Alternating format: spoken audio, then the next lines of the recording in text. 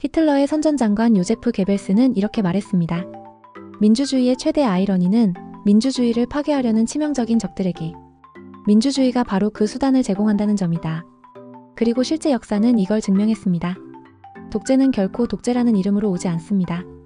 언제나 민주주의와 개혁이라는 이름으로 다가옵니다. 그래서 더 무서운 겁니다. 1933년 2월 독일 국회의사당이 불길에 휩싸였습니다. 범인은 네덜란드 출신 공산당원이었지만 배우가 누구인지는 끝내 밝혀지지 않았습니다. 히틀러는 이 사건을 곧바로 공산당의 쿠데타 시도라고 규정했고 긴급 포고령으로 공산당을 불법화했습니다.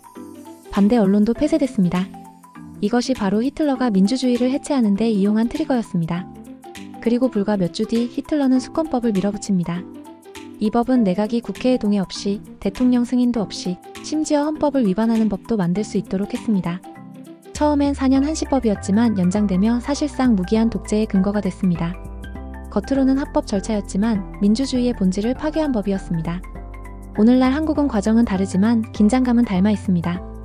민주당은 이미 국회 다수를 쥐고 있기에 굳이 수권법 같은 도구가 필요하지 않습니다. 다수 의석만으로도 법을 고치고 견제를 약화시킬 수 있기 때문입니다. 하지만 트리거는 필요합니다. 히틀러가 공산당을 내란 세력으로 몰아붙였듯 지금 민주당은 국힘을 내란 정당이라 규정하며 해산 명분을 쌓고 있습니다. 그런데 생각해 보십시오. 국민에게 민주주의를 지지하십니까? 반대하십니까? 라고 묻는 건 본질적인 질문입니다. 하지만 내란을 지지하십니까? 반대하십니까? 라는 물음에 어느 국민이 지지한다고 답하겠습니까? 애초에 성립할 수 없는 질문입니다. 문제는 그 다음입니다. 민주당은 내란에 반대하는 국민들의 목소리를 곧장 국힘 해산 찬성으로 둔갑시켜버립니다. 내란 반대가 어떻게 야당 해산 찬성으로 이어집니까? 이런 식으로 짜인 질문이 과연 정당한 걸까요? 이건 민주주의적 토론이 아니라 국민에게 한쪽 선택지만 강요하는 정치적 함정입니다. 히틀러 시대에도 모든 의원이 신념으로 히틀러나 나치를 지지한 건 아니었습니다. 일부는 위협에 굴복했고 일부는 혼란을 막기 위해 힘을 실어준다고 합리화했습니다. 지금 한국도 크게 다르지 않습니다. 얼마 전에도 2명의 민주당 의원이 소신 발언을 했다가 강성 지지층의 맹비난에 직면했고 결국 꼬리를 내렸습니다. 이런 분위기라면 누가 감히 다른 의견을 낼 수 있겠습니까?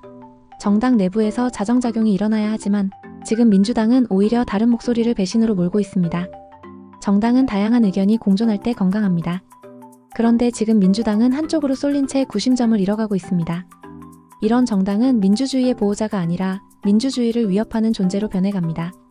국민적 시각도 마찬가지입니다. 민주주의를 지켜야 하느냐 마느냐가 아니라 국민에게 당신은 내란을 지지하십니까? 반대하십니까? 라는 질문만 강요되고 있습니다. 이건 민주주의라는 본질을 묻는 게 아니라 애초에 답이 정해진 함정 질문일 뿐입니다. 이런 프레임이 굳어질 때 국민은 본질을 볼 수 없게 되고 민주주의는 껍데기만 남습니다. 견제 장치도 위태롭습니다. 헌재는 이미 권력 편향 속에서 독립성을 잃었다는 평가가 많습니다. 대법원은 아직 일부 독립성을 유지하려 하지만 대법관 증언이나 인사권 장악이 현실화된다면 마지막 보루마저 무너질 수 있습니다. 언론과 여론조차 프레임 조작과 통제로 왜곡된다면 결국 민주주의를 지킬 수 있는 건 깨어있는 국민들의 경각심뿐입니다. 히틀러의 53일과 한국의 요즘은 똑같지는 않지만 닮은 패턴은 분명히 보입니다. 사건을 권력 강화의 트리거로 삼고 법의 이름으로 법을 무력화시키며 반대 세력을 내란 세력으로 규정하고 내부 자정작용마저 사라질 때 민주주의는 스스로 무너집니다. 괴벨스가 남긴 말이 다시 들려옵니다. 민주주의의 최대 아이러니는 민주주의를 파괴하려는 치명적인 적들에게 민주주의가 바로 그 수단을 제공한다는 점이다.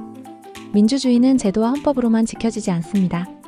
국민을 향한 여론조사의 질문이 바뀌는 순간 민주주의의 본질도 함께 바뀝니다. 깨어있는 국민들의 경각심이 없다면 독재는 언제든 민주주의의 이름으로 다가올 수 있습니다. 여러분은 어떻게 보십니까? 내란을 지지하느냐는 질문을 던져놓고 그것을 곧장 국민의힘 해산 찬성으로 둔갑시키는 민주당의 방식, 과연 이런 방식이 민주주의 사고방식을 가진 사람들의 정당 방식일까요?